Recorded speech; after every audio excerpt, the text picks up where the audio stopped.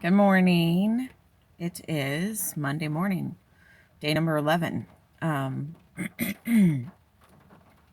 of my 40-day carnivore trial. I've been reading a lot of information, and I'm learning a lot as a diabetic, and realizing that when I was diagnosed 7.5 years ago, I was totally overwhelmed and in denial of what I was just being diagnosed with. I'm in a group now, and I recommend this group to anybody that's a type 1 that's going carnivore. It's a type 1 diabetes carnivore, I think is the name of the Facebook group. Um, and I'm learning a lot, and I think the consistency alone with just eating meat, just being a carnivore, um, just really makes a whole lot of sense as far as the diabetes goes, because it just makes things simpler, I think. Last night before I went to bed, well, as I was getting ready to go to bed, my number was 113, and in times past, uh, my endocrinologist had said if it's below like 140, 130, that I needed to eat 15 grams of carbs before I went to bed, which never made sense because then I was just chasing it with insulin. Um, so these guys are helping me out, helping me figure out that I can actually go to bed with a lower number and adjust my insulin. Um, so I'm happy about that. Yesterday, had bone broth and a hamburger. I really want to try and get away from dairy. I eat it every now and then, but like last night I had cottage cheese and my nose was all like stuffy this morning. So I'm pretty sure dairy is not one of those things I need to be eating.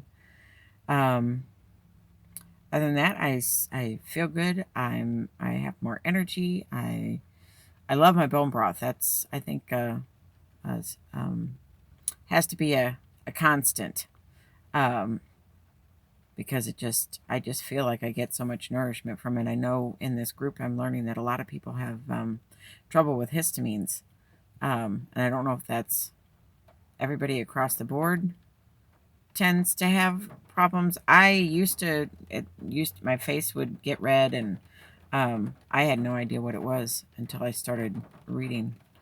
Um, I don't know, 2 weeks ago maybe. That's kind of what that was. I had a very interesting thing happen in October.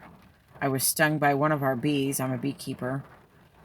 On a Sunday, and Monday I had shingles. And both those things are histamine. The swelling, the bee sting creates a histamine response, a histaminic, monic, I don't know if that's a word, response in the body. And then shingles is about histamine reaction as well. So, but it seems to me like the stuff that I had going on before the bee sting, the the histamine responses were a lot worse than after the bee sting. So then I'm thinking maybe, they have bee sting therapy where you get stung on purpose and it helps your body, the immune system, and does all kinds of things. So I'm wondering if that isn't a therapy I should try. I do know a gal in Southern Illinois that does that, but I could probably just do it. I could just learn it. I have my bees. Just learn how to do it. Um, and then I wanted to talk a little bit about, I have a background in training in psychology of eating, and I thought I'd talk just a few seconds about emotional eating. There are a lot of people on the planet that are emotional eaters, and according to my training, we're always going to be emotional eaters. It's not something we're going to get rid of or cure or fix or and Mark David at the Institute for the Psychology of Eating, the guy that trained me, said that we are emotional human beings, and so we are always probably going to eat emotionally. And we celebrate with food. We celebrate birthdays and deaths, and graduations and promotions, and I mean everything that we celebrate tends to be around food. Um, and we use food in our celebrations. So the um, the thing is to be mindful and pay attention to, and when you're like just stuffing your face to not feel your feelings. Um, so be mindful about your food.